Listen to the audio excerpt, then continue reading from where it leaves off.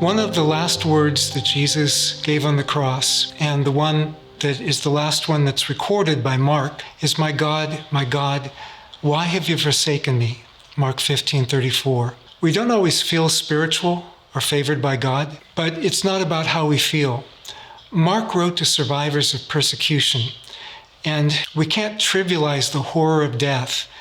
It's not what we were made for. It's still an enemy, according to 1 Corinthians 15:26. This world is so tragic and so unjust that even God's Son himself is broken by it on the cross, the final identification with human brokenness. If you've ever been traumatized, well, this is a message about the God who experienced trauma with us and for us. Now, Jewish people were familiar with Maccabean martyr stories. And in these stories about the Maccabees, they showed great courage in facing death. But while Jesus shows courage, he also shows realism because he understands the horror of death before he has to face it. The cross epitomizes human brokenness, and thus it's the ideal vehicle for God's power, as you see in 2 Corinthians 13:4 and elsewhere in Paul's writings, where he shows that God's power is actually revealed in weakness.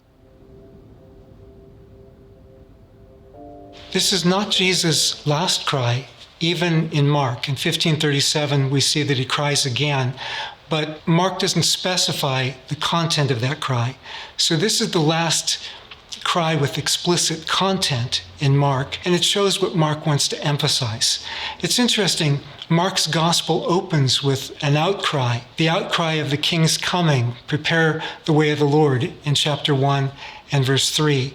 Well, now we have the same Greek word for the outcry of the king's death.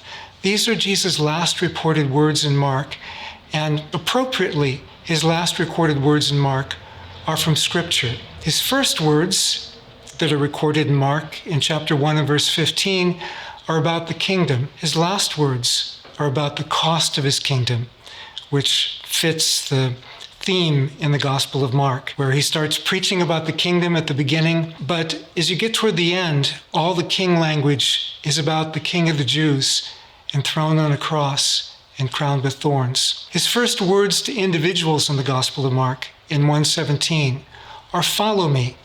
His last words in the Gospel of Mark involve the cost of following him, to take up the cross and follow him even to the point of death. And Jesus' prayer here, his outcry here, answers his earlier prayer in Gethsemane in Mark 14:34-36. So prayer frames the passion narrative of Jesus. Jesus warns his disciples in 14:38, the flesh is weak, the spirit is willing, but the flesh is weak, so stay awake and pray. His disciples don't, and they're not ready when the test comes. But Jesus does stay awake and pray, and so he's ready when the testing comes. In 14:36, he says, "Abba, Father, take this cup from me." But God's answer is no. In the Gospel of Mark, it promises answers to prayer, but there's a bit of hyperbole there because sometimes the answer has to be no. In Mark chapter 10, the answer was no for the disciples' sake. We want to sit on your right and on your left. And Jesus says, "Are you ready to pay the cost?" They weren't. But here the answer is no, not for Jesus' sake, but for our sake. As Augustine put it, emphasizing the why, and my God, why have you forsaken me? The answer is to save the rest of the world. Most scholars agree that early Christians would not have made up sayings like this for Jesus. As the Jewish scholar Joseph Klausner also noted, speaking of the rawness and the vividness of this depiction of Jesus, he shared fully in our humanity. And as in Mark 14:36, this prayer, Eloi, Eloi, lama sabachthani, is in Aramaic. Now, most prayers were in Hebrew, as in the original psalm that Jesus is praying. But Jesus pours out his heart in the vernacular, in his mother tongue. He's pouring out his heart to God. This is an outcry in the midst of suffering. The nails pounded in his hands were pounded through the most painful nerves in the wrist. In fact, with World War I soldiers who were wounded. Those who were wounded in that location, in the wrist, they were had to have their hands amputated because the pain was just unbearable. In terms of the beating, he lost so much blood. People who were in that situation, doctors have shown that they would die from blood loss, dehydration. It's no surprise he was thirsty on the cross, and finally death from traumatic shock. But what this cry emphasizes is Jesus' suffering of abandonment. His disciples that he had poured everything into, they abandoned him in verses 50 to 52 of the previous chapter. His star disciple denied him, and one of his other disciples betrayed him. Jesus was mocked by persecutors and fellow sufferers. He was abandoned by his brothers, already back in chapter 3. He's abandoned by the crowds in chapter 15. He's abandoned by the disciples in chapter 14. But finally, most dramatic of all, he feels abandoned by his own Father. Now, to get a different perspective on it, in John 16:32, Jesus says, "I'm not alone, the Father is always with me." So he knows the Father is with him, but at this moment, he's experiencing abandonment. Notice the way he prays. He uses the language of Scripture. Psalms could be used for lament. In fact, perhaps 70% of the Psalms include lament. James 5:13 says, if you're suffering, pray. If you're joyful, sing psalms. Well, this is one of the Psalms that doesn't start out very joyful. Jesus' use of lament dignifies our cries in the midst of our suffering, even sometimes when it's not praying a psalm, but it's just those unutterable, inarticulate groans that the Spirit helps us with in Romans 8. Jesus identifies wholly with the righteous sufferer, crushed by injustice, which is a big thing in many of the Psalms. For the Lord's sake, Psalm 44 talks about that, and of course, suffering on behalf of others, like in Isaiah 53. The entire Passion narrative evokes psalms of the righteous sufferer. Jesus is betrayed by a table companion, Mark 14:18, using the language of Psalm 41:9. Jesus' soul being grieved, Mark 14:34. That echoes Psalm 42:5 and 43:5. The dividing of his garments in 15:24. That's echoing Psalm 22, verse 18, so the same psalm that he's quoting here. The wagging of heads in 15:29, where people are shaking their heads at him with scorn. That evokes Psalm 22:7. The demand that he save himself in verse 30, that evokes Psalm 22:8. His enemies giving him vinegar to drink, well, that's Psalm 69:21. His friends staying far away from him, that's like Psalm 38, verse 11. But when Jesus quotes Psalm 22 in this context, where we have other evocations of the Psalms of the righteous sufferer, other evocations of Psalm 22, he's evoking the whole psalm.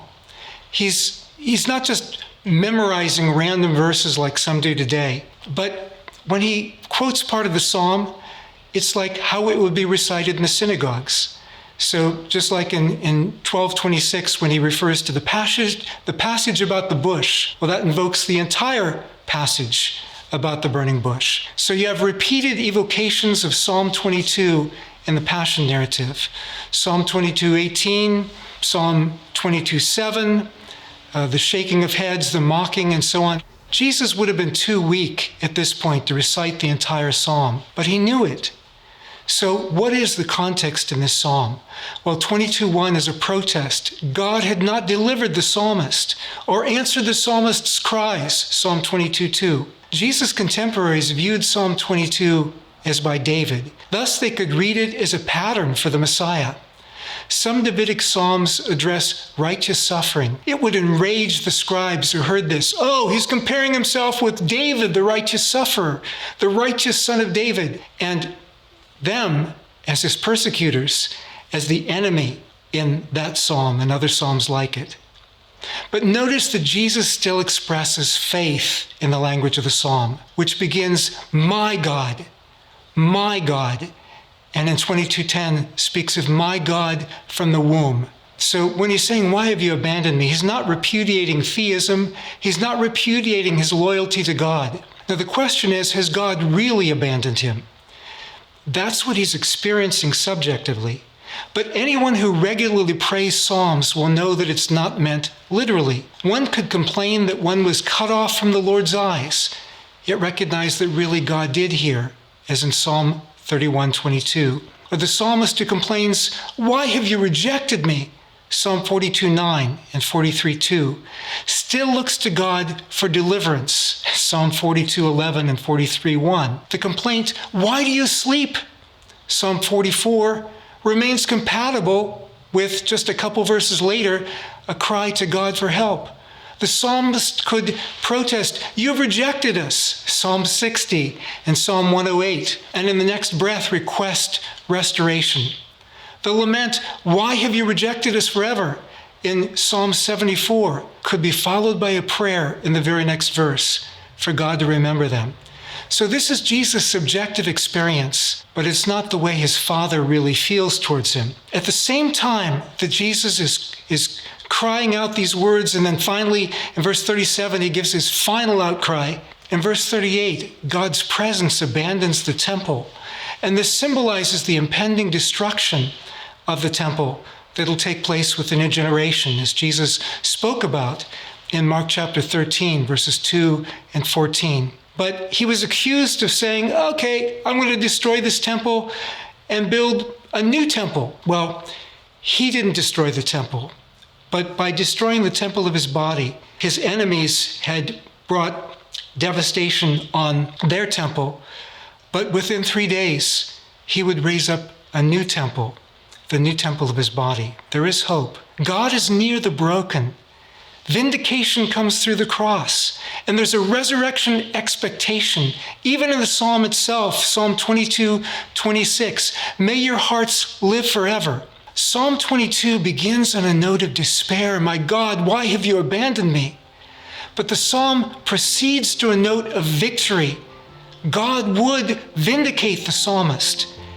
And Jesus, who began the psalm with these words, knew the outcome of the psalm and had already told his disciples 4 times already in this gospel that Jesus would rise again.